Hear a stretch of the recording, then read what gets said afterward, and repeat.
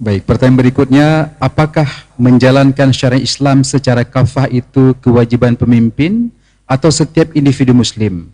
Lalu bagaimanakah jika kondisi kita belum sanggup melaksanakan syariat Islam dengan kafah, apakah kita berdosa? Ya, kewajiban setiap pemimpin, mulai daripada pemimpin dirinya sendiri. Orang memimpin dirinya sendiri, wajib jalankan syariat untuk dirinya sendiri. Karena kullukum ra'in wa kullu ra'in mas'ulun an ra'iyati. Jangan salahkan pemimpin ke atas. Kita salah juga yang di bawah-bawah. Pertama, diri sendiri wajib jalankan syariat secara kafah.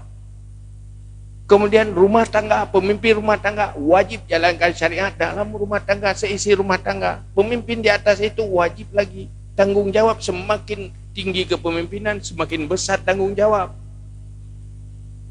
Semakin dilaksanakan, semakin banyak pahala. Semakin tidak dilaksanakan, semakin banyak dosa. Maka berkata ini, pemimpin yang adil, sehari memimpin yang adil bagaikan ibadat secara pribadi 60 tahun. Seorang pemimpin memimpin dengan kezaliman, dosanya kalau pribadi harus berdosa 60 tahun.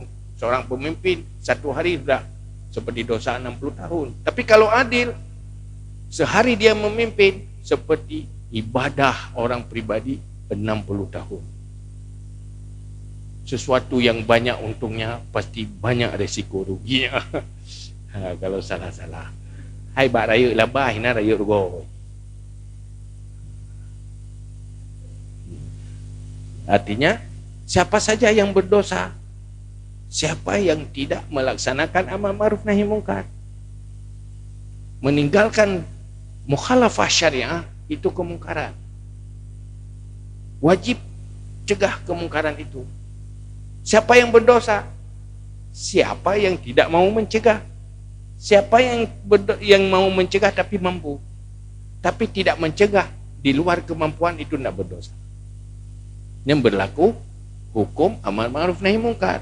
Maka siapapun hidup di ruang publik, baik dia pribadi atau seorang pemimpin, siapapun statusnya, salah satu berkewajiban laksanakan amar ma'ruf nahi mungkar.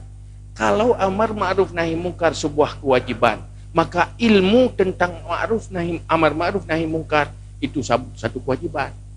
Wajib tengok murno, letak murno doa semayang, cara semayang, wajib murno lo ilmu amar ma'ruf nahi mungkar supaya tetap laksanakan. Itu kewajiban. Karena kita hidup di ruang publik. Kalau mau tidak berdosa dengan kemungkaran orang lain, naiklah ke hutan sana, putus hubungan dengan publik, hidup sendiri di sana, supaya dosa orang lain tidak akan menjadi tanggung jawab kita.